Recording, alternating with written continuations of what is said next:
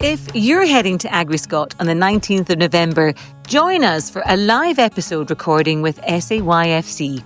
Starting at 9 a.m. in Seminar Room 2, I'll be joined by Katrina Gemmell and Jack Young to record an episode on what young farmers has meant for their well-being, how Katrina filled that void when it was time to move on, and maybe a few tales from those legendary young farmers' dances. Pop along to be part of the blether. That's AgriScot, 9 a.m, Seminar Room 2. Now, on with the show.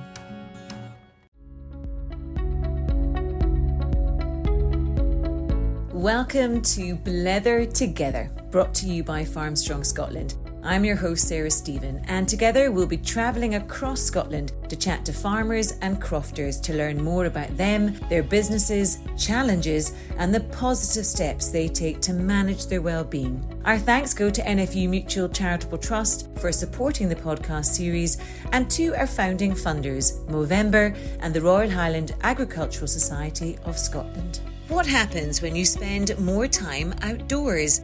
Well, we all know it. Improved sleep patterns and mood regulation, reduced stress levels and better mental health. And no one extols the benefits of that lifestyle more than my next guest, Iona Murray. She thought she wanted to be a teacher, but after her studies decided the classroom wasn't for her. But she did use her training when she became food, farming and horticultural tutor at Dumfries House. Iona's passion for sharing the story about where our food comes from shines through. She's just launched her own wellness business, and she's also giving Blether Together a run for its money with her very own podcast co-hosted with sheep farmer Cammy Wilson. Full of energy and positivity despite various speed bumps along the way, Iona was a pleasure to chat with.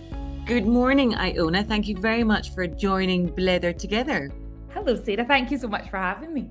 I'm feeling a wee bit of pressure this morning because you are a pro. You're a fellow podcaster. Yes, a co-podcaster. I don't go solo though. Okay. Well, at least we'll hopefully have a good waffle together today. Yes, of that I have no doubt. Looking out my window this morning, I mean, rewind a week and it was snow and chaos up here. And I'm looking out my window and it's one of those perfect, crisp winter mornings, you know, something that should be on the cover of a magazine. What's your morning like down there? My morning is exactly the same, Sarah, and it's my favourite weather. See, when it's blue skies, clear skies, but there's frosty, it's, I absolutely love it. Do you have a sort of routine to your day? Yes. So I would say I'd never used to. I would sort of be somebody who would get up at the last minute. I would be in bed for as long as I possibly could before I had to get up and rush around and get to work or get to university. But now I'm an early riser, so I get up and have enough time in the morning to have my lemon and ginger water in the morning. Oh, ditto. That's what I do. I do lemon and hot water, and I sort of think it's good for me. Is it good for us? Yes, it's very good for us. It's very good for us. And some Celtic sea salt in there as well is really the cherry on top. And I make it into ice cubes. So then I just put the ice into the hot water in the morning. So it makes it really easy as well. Why the salt? Because we're depleted in electrolytes, the Celtic sea salt basically gives us those electrolytes in the morning. So it's great to add in. Oh, every day's a school day. Interesting. Okay, so carry on. Routine. I'm keen to hear more. Yes. So, and then I try to get outside for the first daylight. So getting outside in the morning is great for your circadian rhythms and your sleep. So I really try hard, although sometimes on the rainy, miserable mornings, it's a challenge. But yeah, try and get outside, even if it's just for 10 minutes out in the fresh air. You can even just stand outside, have a cup of tea. And then sometimes I'll do some yoga or Pilates, and then I will head into work. That's my usual day. And what's got you to that point in terms of that routine? How have you sort of honed that and fine-tuned that? So I would say, to be honest, it was probably from hitting quite close to rock bottom. During COVID, I mean, I was very, very lucky. I'm one of 4 children, and myself and my 2 sisters moved back to the farm, so my family farm. And the weather was lovely. We were all together. We had company. From that side of things, I was very lucky. But I think it was just having so much time, Sarah. I put that time into my fitness and what I saw as being probably looking after my well-being. So before that, I didn't really do that much exercise. So I started running, I started doing these HIIT classes, I started calorie counting. And, from the outside, I probably seemed really healthy. I lost a lot of weight, I was very, very fit, but actually my mental well-being was shot, and it was sort of a distraction from maybe facing that. And I basically became obsessed with my diet and exercise. And I then lost my menstrual cycle because obviously it was nature looking after me and saying, your body's in a state of stress. It's not able to carry a child. And I was getting my steps every day. And then I got to a point where I was like, goodness, I'm not happy and I'm not healthy. So I sort of did a 360 on what health and wellness meant to me. And I slowed down. I stopped doing my running and my HIIT classes, and I focused more on yoga and Pilates and just getting outside in the fresh air. And just slowing down, bringing my body back to not being in a state of stress. Well, I mean, first of all, thank you so much for being so honest, Iona. I think it's a story that will be familiar to many, that sort of extreme focus on weight and exercise, and sadly, very familiar for many women as well. Yeah, absolutely. And I think social media has so many benefits to it and can be so helpful in so many ways, but there is also a negative side to it. And sort of the norm being just, pushing yourself, pushing your body, get up at 5 a.m. every day and go to the gym, and where actually maybe what's more beneficial for you is having an extra 2 hours sleep, and looking after ourselves. And I think it's realizing that there's balance. It's so not about a sort of all or nothing mentality. And what do you think it was behind those feelings? You've mentioned, 2 words, the rock bottom. What led you there? I think it was low self-esteem, I think was there. I think this is another sort of misconception, is that experiencing trauma is something really, it has to be a really huge incident. But actually, COVID is trauma. And I think what we went through, I really struggled with COVID. Not that I realised at the time, sorry, I don't really mean COVID, I mean lockdown, and just the stress of what was happening and the unknown. And I think to a degree, we've all experienced trauma from that.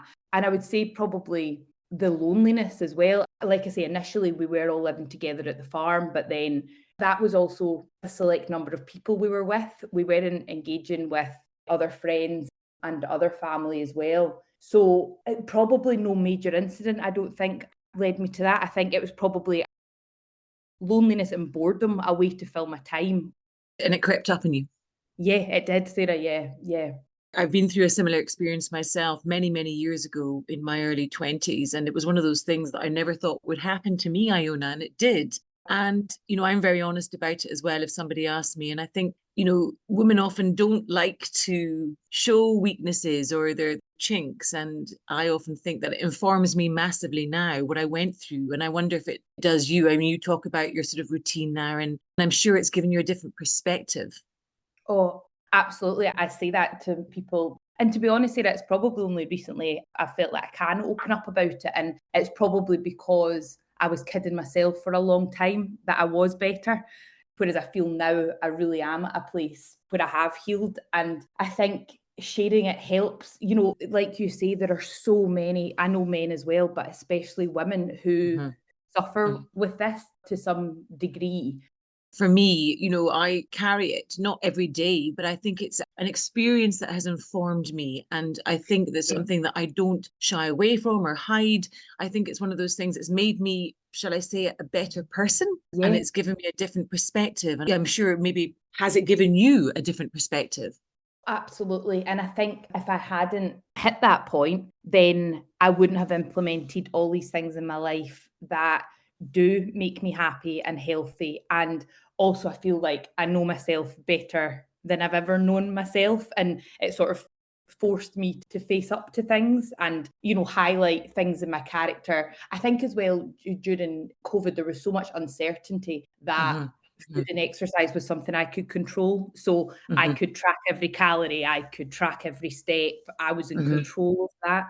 when we were all in such a state of no control, that was something I could hold on to. And I think what we have to be really mindful of is that there's no such thing as that's it, finished, it's boxed, it's completed. No. It's part of you now. And, we're all still evolving and we're not a finished product ourselves. So, that's why we take it with us. Absolutely. Yep. And I think it's not seen as a sign of weakness. It's actually strength. Face up to it and realize there's something that needs to be worked on and taking that action. And I see it as strength. As a mother, I've had many speed bumps myself, personally, not massive ones. And I've been very lucky and privileged. But with my children, I'm trying to get them to understand, they're at the stage where they're leaving school, going out in the world. And I suppose nothing's happened to them yet. They haven't met those speed bumps. And I'm trying to tell them that, the people that have had the speed bumps, the people that have, had these experiences are potentially the more interesting people along the way. Yeah, I would, completely agree with that. And I can only imagine as a mother, I've not had that privilege yet, but as a mother, I can imagine the amount of responsibility and pressure you must feel as well to equip them with that. Yeah, don't get it right at all by any measure, Iona. I'm getting it wrong most days. They would tell me that. Like everybody, like everyone. There's no manual for it. I know. So, well, thank you very much for sharing that. And it's been, you've been incredibly honest and open. Iona, growing up on a farm, what was your childhood like? Paint a picture for us.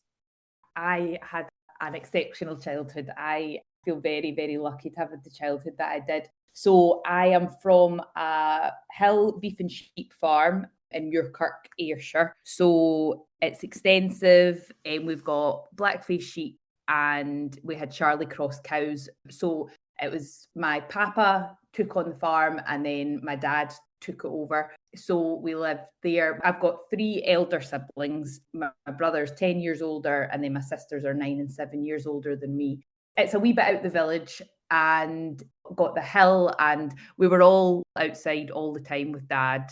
Well, good on you. I was going to ask, how involved were you? Being one of 4 and being 3 girls and a boy, were you encouraged to get involved? So I would say growing up, it was almost like taking on the farm was never really voiced as an option.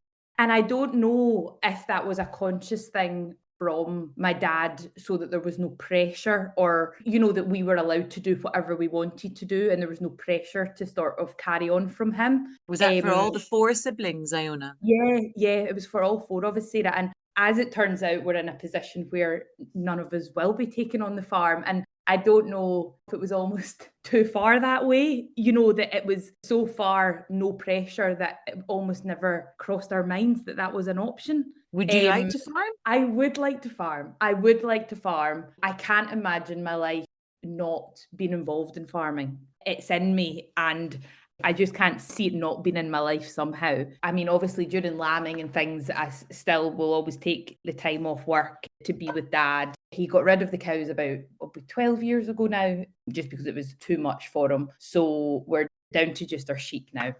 It's a tricky balance for parents, isn't it? When, they have a farm and how they manage the succession. Absolutely. And I think it's such a cause of stress and also family disputes. You hear about all these cases. It's a real tricky one. Absolutely. And so obviously your mum and dad said, right, be off with you, go out into the world and find your fortune. So you went and you've had such an interesting path to where you are now. Just a little bit about what you did post-school. Yes. So I didn't really know what I wanted. At that time, I knew I loved working with children. Well, initially I actually got into the University of Glasgow to do physiotherapy, but what I realised was, again, it was the paediatrics I was interested in. And I thought, well, instead of risking doing a course that I'm not guaranteed to work with children, why don't I do a course that I am guaranteed to do? So I got in to do primary education. So I studied that, and there's a few factors. I think one, I didn't like being in the classroom all the time. And I also just didn't enjoy the way the education system is set up. And I know it will take so much to overhaul that. And I'm sure the government probably agree, but I just feel we're not meeting students' needs. To expect every child to be able to sit in a classroom for 6 hours a day, I just think is craziness. And I saw, what we were taught at university about sort of behaviours in the classroom and how we manage them, I couldn't help but see it's the environment that is, we're not meeting those children's needs because we're not providing the correct learning environment. We're expecting them to behave in a certain way rather than changing the learning environment and seeing them thrive. Yeah, I decided it wasn't for me. And you're not alone, Iona, just to go back to that, without being too political about the situation. I know a lot of fellow teachers who have gone into teaching and just found it wasn't what they wanted to do, and the whole system seemed to be sort of shutting down and breaking down, and they've exited, which is terrible for the whole education system, that these people who are trained and experienced are leaving. Yeah, and it is so sad. And I found it because I would see these students, Sarah, who were behaving in a certain way and, who would be a sort of classic, I'm putting my fingers up in inverted commas, but badly behaved. They're not badly behaved. They're getting frustrated because they're shut in a room. They're being forced to sit in a seat. So those frustrations are building up. Get them outside, learn in a different way, and you would see them shine, which I was actually lucky enough to see that in action when I moved on to Dumfries House. So I got a job as a tutor there. I know, very fancy. Yes, I know. It was great. I loved my time at Dumfries House. There were so many great experiences from that. So they've got lots of educational offerings. So I was food farming and horticulture, and you would get teachers bringing school groups, and at the beginning of the day, they would be giving you the heads up and saying, right, watch out for X, Y, and Z. And you would hear them giving them a word of warning at the day, if you're not behaving, well, we'll go back to school. And then you would see them, you would give them a practical job, and they would shine. They would be in their element, and I cannot tell you the number of times teachers would say at the end of the workshops, I cannot believe how well Jimmy did today. He spends his days in the head teacher's office at school, and they would be the most engaged, the most on it. And I loved seeing that. And it gave them a purpose. They then weren't marked as Jimmy the bad one who's can't sit in the classroom. Jimmy was the one who was doing so well and being praised for it, and that was just so brilliant to be involved in. When the light was shone on him a bit, he really responded to that. Yeah. Yeah. And there's lots of Jimmys out there, aren't they? And Julies as well. What was your brief at Dumfries House then? Initially, I covered food farming and horticulture. So I was just taking workshops initially just for primary school students. So it would just be basically day workshops, and we would focus on one element. So the sort of whole ethos of the King's Foundation, which is the charity behind Dumfries House, is about sustainability. So that's at their core. So in every sort of educational offering. So we were very much focused on locally sourced seasonal food, how to grow it, how to buy it, how to eat it. So we would do cooking workshops with them. We would harvest the vegetables from the garden, and then we would cook with them. And then sort of as time went on, it was almost like we were capped at how much of an impact we could make at primary school level. And I do think it's important to start education in these things as early as possible. And that was the other thing that was really highlighted, was the disconnect between children and where their food comes from. It shocked me. And it was sort of, well, how can you expect children to grow into adults who have an appreciation for food and value it if they just think it shows up at their door on a weekly basis? They've got no idea about the steps before that. And teachers as well. We would go to the farm. I remember once a teacher asking me how we got milk from the male cow. And I thought, oh my goodness, like that. And you're educated, and that's not their fault. They were from the city. They've just got no rural connection. But you thought of, how do you then expect these children to appreciate it and to know the importance of eating healthy, nutritious foods? Yes. It's fundamental gaps that exist at the moment, isn't it? Which are just too big for us to solve in this podcast. But you've obviously done incredible work at Dumfries House, and it's had such a positive impact on the area, hasn't it, as well? Yeah, absolutely. Yeah. I think it's the second biggest employer after East Ayrshire Council, which is amazing. It's just growing and growing. And then we were lucky enough to get the McRobert Trust donated a huge sum of money for us to build the McRobert Farming and Rural Skills Training Centre. So I was involved right from the get-go in sort of building and planning that, and then developing the courses. So like I say, with primary children, you're sort of capped at just how much of an impact you can make. But the idea of the McRoberts Centre is to support those students who are maybe 13, 14, 15. They're at school, they're either from a farm, they want to go back to farm and they don't care about school, or those who have no farming background whatsoever, and just we could support them to learn the absolute basics of, you know, turning a sheep, putting a cow through the race, just the basics, and just trying to get sort of new entrants to get into the farming and rural sector, and also to educate teachers. So yeah, it was a great time.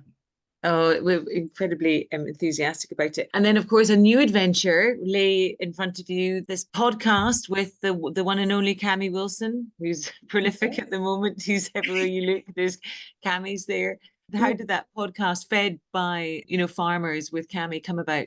So it sort of came out of nowhere, Sarah. So I knew Cammy from sort of before the sheep game days, and I knew him quite well. You know, I would see him out and about at things, but I handed him a notice at Dumfries House, and my plan was to go and do some travelling. And I tried to phone my manager to tell her I was going to hand in my notice, but I couldn't get through to her. So she said she would phone me back the following day. And it was actually that night I got a message from Cammy to say, "Are you enjoying your job?"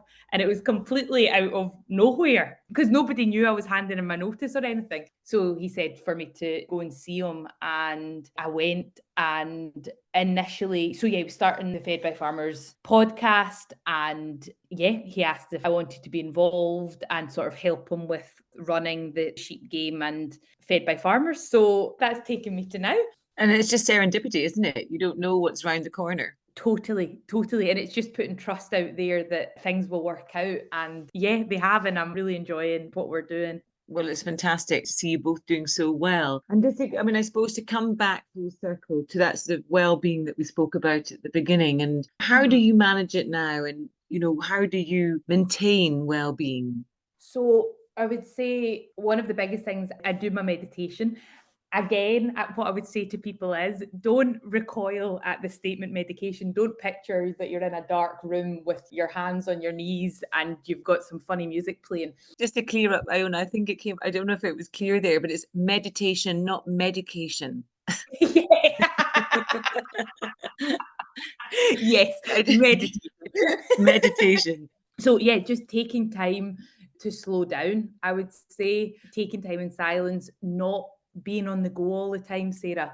I would say social connections is another big one. Making the time to phone people and to speak to people. I would say also for me is losing the mindset that I have to be being busy and productive all the time. I think I was guilty of feeling if I wasn't, you know, doing something productive, I was failing, whereas actually taking time out is sometimes the best thing that you can do. Guilt complex. Yeah. And I know exactly what you're thinking, and I suffer it myself when I think I haven't got anything to do, but I need to be busy because I need to, you know, keep being productive, and if I haven't got anything to do, then I'm being lazy, sort of thing. Yeah, totally. Whereas it's actually, well, maybe just take an hour, you know, just relax and continuing learning about things that you're interested in and passionate about is something that can be really good for you as well. I'm just thinking about the farm and Mum and Dad Murray, and just, you know, what's going to happen to the farm? I don't know, Sarah. I think it will be sold at some point. Selfishly, I hope it's no time soon because I can't imagine life without it. But yeah, I would say probably it will be sold at some point. So there's sort of the healthy attitude to succession and, you know, making sure that you had a backup and a plan B, you know, might ultimately mean that the farm leaves the family. Yes. We talked about that tricky balance. Absolutely. And I think, you know, there are a lot of families who there maybe isn't a balance and, you know, it's just, there is no choice. It's just, they will be taking it on. Yeah, like you say, it is maybe a balance that people do need to be mindful of. And I've got in my notes here that, I mean, I can tell you've got a very infectious giggle and laughter. On my notes here, you've put down the importance of laughter. Then that probably comes back to the social element, isn't it? And surrounding yourself and getting out and being social. Absolutely. It's about making sure you're protecting your own energy and surrounding yourself with people who bring you up, who match you. I think that's also an important thing, and not to feel guilty if there's maybe situations or people in your life that don't serve you, and protecting yourself and surrounding yourself with people who support you and bring you up. And you've taken the opportunity to make it into a business as well. Yes, so I'm just very early stages of launching my own business. Yep, I'm wellness. So it's very exciting, and it's sort of going to be focusing on finding the root cause of a lot of people's issues. And to be honest, Sarah, the biggest root cause is stress. And I think we've got to a point of treating the symptoms rather than treating the root cause. So I'm very into sort of nervous system regulation and things like that. So yeah, I'll be offering a variety of different treatments for people to try and help them as well. Well, that's fantastic. So you've taken that sort of negative experience and turned it completely into a positive.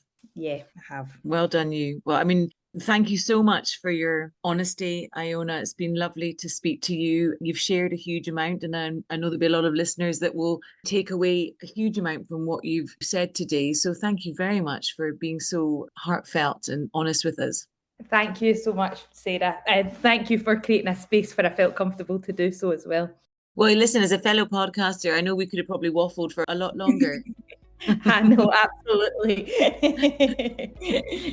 We hope you enjoyed today's blether and it has provided some inspiration for your own well-being. One small step can make a big impact. Find something that works for you. To read our latest stories and news, download our resources and tools, or connect with Farmstrong Scotland, visit our website, allthews.farmstrongscotland.org.uk, or follow us on social media.